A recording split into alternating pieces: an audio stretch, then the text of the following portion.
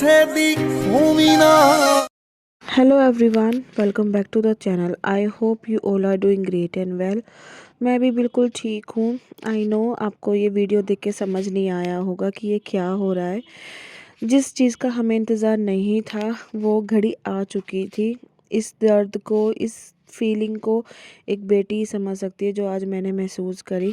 आज बहुत टाइम बाद ऐसा लगा कि कुछ छूट रहा है, वो चीज़ मैं आपके साथ शेयर करना चाहती हूँ। तो यहाँ पर ना काफ़ी टाइम से प्लानिंग चल रही थी कि मम्मी का दिल्ली से शिफ्ट होना पंजाब।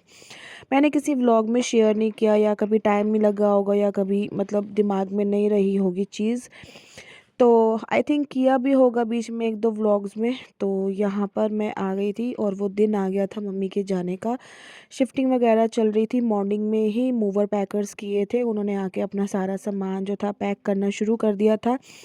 मीनवाइल हम यहाँ पे, मेरी जो कज़न भाभी है जो आपने स्टार्टिंग में देखा वीडियो, हम उनके घर में आ गए थे, नाश्ता पानी किया। और उसके बाद फिर जब मूवर पैकर्स जो ये भैया सब थे, उन्होंने सामान पैक कर दिया था, ट्रक वगैरह आना था, तो यहाँ पर फिर मैं आ गई थी मम्मी के घर पे। तो यहाँ पे बस सामान सारा पैक हो गया था और ऊपर जाते हुए मेरे दिल में इतने होल पड़ रहे थे, इतना मुझे घबराहट हो रहा था कि अब आज के बाद इस घर में हमारा दोबारा आना नहीं होगा, इस घर में हम दोबारा नहीं आ पाएंगे। और ये घर इतना खाली खाली हो रहा था। बहुत कंट्रोल किया मैंने अपने आप को और किसी को नहीं दिखाया कि मेरे दिल में क्या चल रहा है।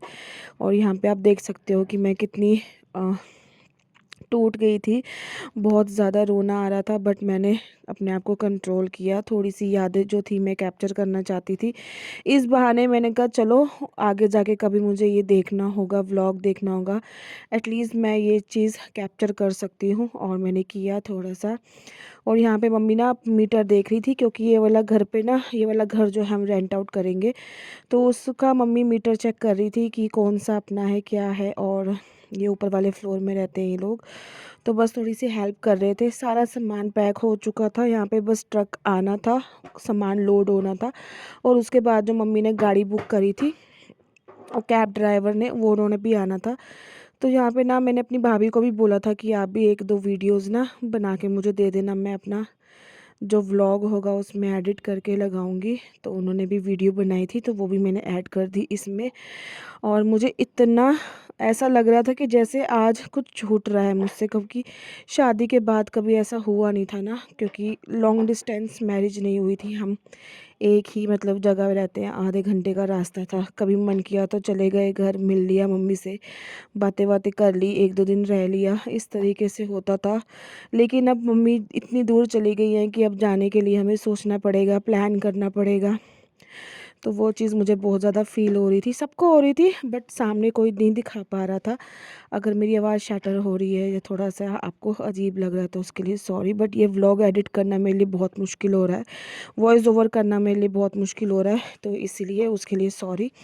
तो यहाँ पे हम सब बैठे हुए थे पार्किंग में, हम बस वेट कर रहे थे कि ऑलमोस्ट सारा सामान लोड होके चला गया था, बस हम कैब ड्राइवर जो मम्मी ने गाड़ी कर रखी थी पंजाब जाने की, उनका वेट हो रहा था। तो वो थोड़ा सा लेट हो गए थे, भगवान का भी थोड़ा सा इसमें रहम हो गया कि उन्होंने हमें थोड़ा सा और टाइम दे दिया मम्मी के साथ समय बिताने के लिए। तो यहाँ पे फाइनली जो थी गाड़ी आ गई थी और ये कोको को हमने एडजस्ट कर दिया था। ये भी परेशान हो रही थी कि क्या हो रहा है क्या नहीं हो रहा। तो बस इसका थोड़ा सा हमने उसको एडजस्ट किया, थोड़ा सा प्यार किया। मन डरती है, लेकिन आज पता नहीं कैसे इसने इसको हाथ लगा दिया कोको को। तो सबका बस ये था कि वो पल आने वाला है, सबको घबराहट हो रही थी कैसे होगा कैसे नहीं होगा।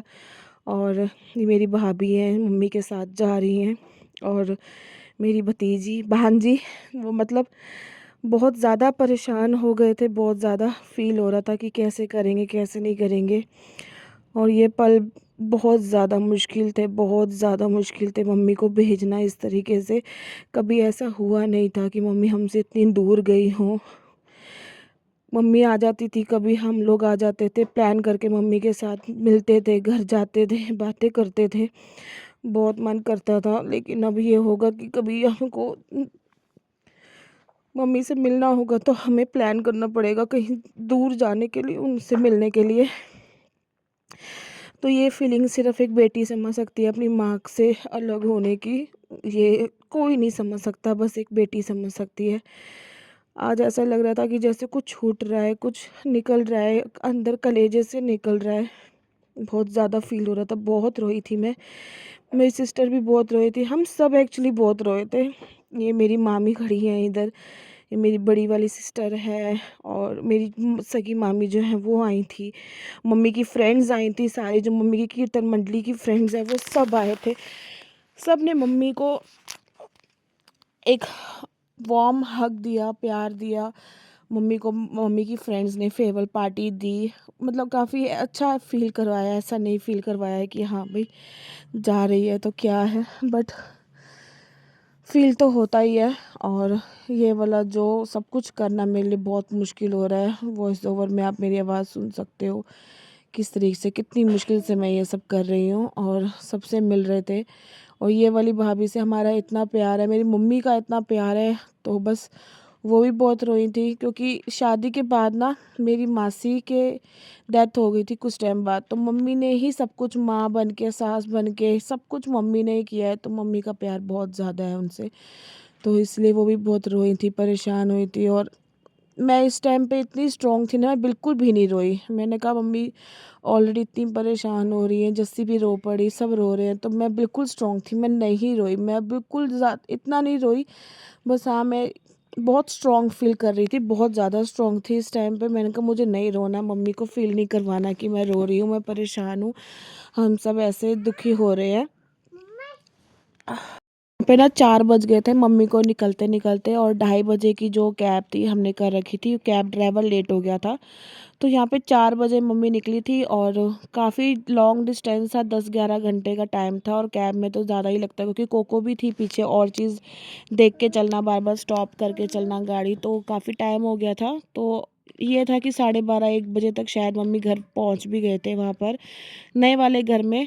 तो वहाँ पर मेरी जो भाभी है उनकी सिस्टर वगैरह रहती हैं, तो उन्होंने खाने पीने का इंतज़ाम देख लिया था, और शिफ्टिंग में भी हेल्प कर दी थी। और उसके बाद मम्मी के जाते ही ना 4:30 या 5 बजे तक मैंने अपना ऑटो बुक कर लिया था, और मैं भी घर के लिए निकल गई थी। तो यहाँ पे बच्चे भी थके हुए थे, क्योंकि सुबह से आ रखी थी, जब तो ऐसे बैठे बैठे ही सो गई। तो मैंने कहा चलो इस व्लॉग को भी एंड कर देते हैं। आई होप आपको ये इमोशनल व्लॉग अच्छा लगा होगा। अगर लगा है, कनेक्ट किया है इस व्लॉग से, तो लाइक करना, अच्छा सा कमेंट करना, और वीडियो को शेयर कर देना। मैं आपसे मिलूँगी अपने नेक्स्ट वीडियो में। Till then bye and take care, और चैनल को सब्सक्राइब करना। बाय।